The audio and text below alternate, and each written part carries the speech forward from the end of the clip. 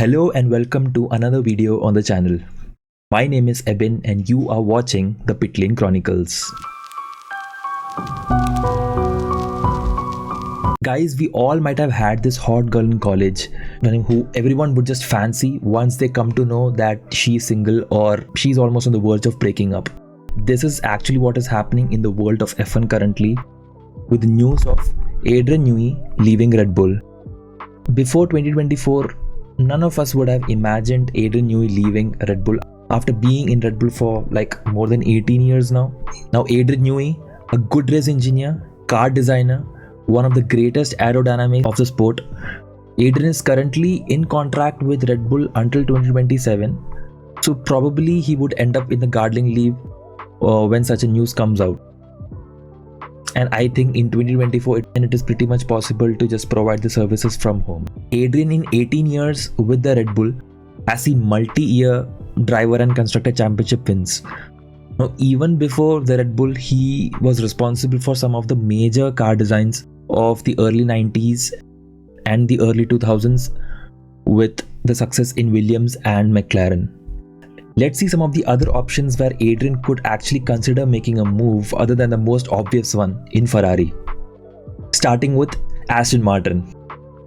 Aston Martin will have their engine supplied from Honda from the 2026, with whom Adrian already had achieved so much success with his time in Red Bull Racing.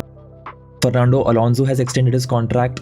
It would also be boosted by the influx of money from the Daddison pair of the Strolls, who could actually offer him really good money at their team. Now personally, I think money could never be a motivator for a guy like Adrian Newey who has already experienced the highs and lows of the sport.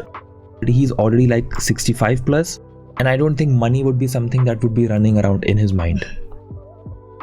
Mercedes could actually be a good destination for Adrian considering the 2026 regulations. They're a team with really huge recent history. But then the problem with the Mercedes is that their driver pairing for the next year or something isn't sorted as of now, right? They have George Russell for now, but then Lewis Hamilton is leaving for sure. And who is going to replace him, whether be it Carlos Sainz or someone from the F2 Academy. But then this could all change if Max decides to just leave Red Bull and move to Mercedes, as per some of the rumors going around in the industry right now. Now, Toto Wolff is actually trying for all that, but I don't know whether this could actually happen. Even though I would love to have Adrian back at McLaren, I just wouldn't think that he would prefer moving to his former employer, right? Who would actually prefer to do that?